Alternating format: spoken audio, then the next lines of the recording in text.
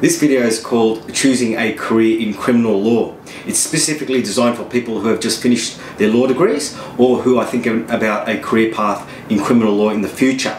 Now, there are two broad categories of criminal lawyers. The first are called prosecutors. Prosecutors are people who present evidence and material to the court with a view to having people convicted or giving the court enough material to decide whether someone is guilty or not guilty. Prosecutors. The first type of prosecutor is called a police prosecutor. Police prosecutors are persons that have the rank of sergeant and who prosecute matters in the local courts on behalf of the New South Wales Police Service. So police prosecutors normally prosecute matters such as small drug cases, drink driving cases, traffic matters, small assaults, and those types of local court matters. So matters that stay in the local court, they don't progress to the higher courts. Now, before 2008, a person could not become a police prosecutor until and unless they completed at least 3 years of regular police duties. However, in 2008, a scheme was introduced, and that's called the Accelerated Prosecutors Recruitment Program, which now allows candidates to go through further studies and to become police prosecutors without having to go through the 3 years of being a regular police officer. Now, part of those additional studies are a 14-week in-house program, and a person would have to commence and complete that program before they could become a police prosecutor. So they're police prosecutors. The second type of prosecutors are called DPP Solicitors. Now, they're lawyers that act on behalf of the Director of Public Prosecutions, and that might be the Commonwealth Director or the State Director of Public Prosecutions, and they prosecute more serious types of offences, such as offences that normally will go to the District Court or the Supreme Court.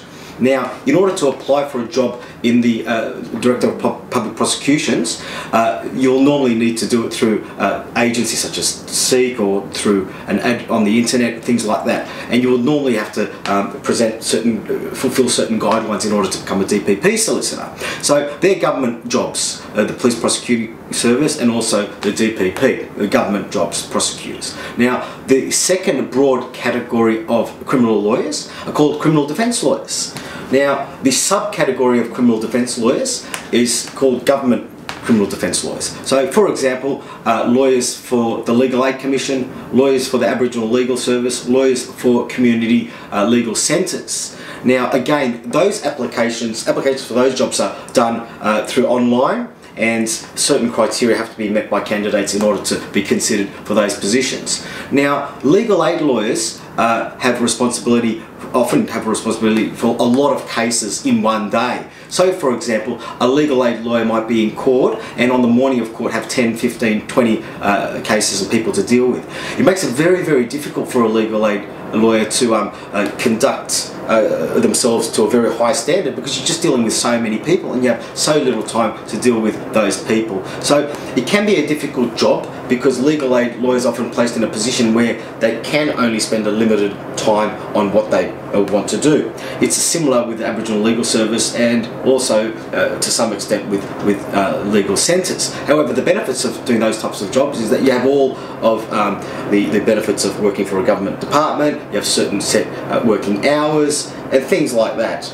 Now, the final category of criminal defence lawyers is called private criminal defence lawyers. So people who work for private criminal law firms, such as here in Sydney Criminal Lawyers. Now, I'm of the view that people who work for private criminal law firms have a great advantage in that they can spend a lot of time on their cases, their privately funded cases, and they can perform their job to a very high standard, because we will have the time and we will be able to work very hard to get cases dropped. We'll be able to have time spent on the case from start to finish. We'll have a lot of client contact, and we try to work to a very, very high standard.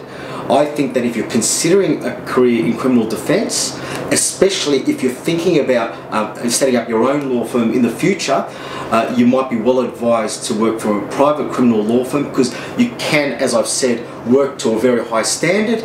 You can learn how to get cases dropped, you can learn various techniques, you can really provide client satisfaction, good results, earn a good reputation, and learn all the things that go along with running a legal practice or being in a legal practice. So there are some of the categories that you might want to consider when you're thinking about becoming a criminal lawyer.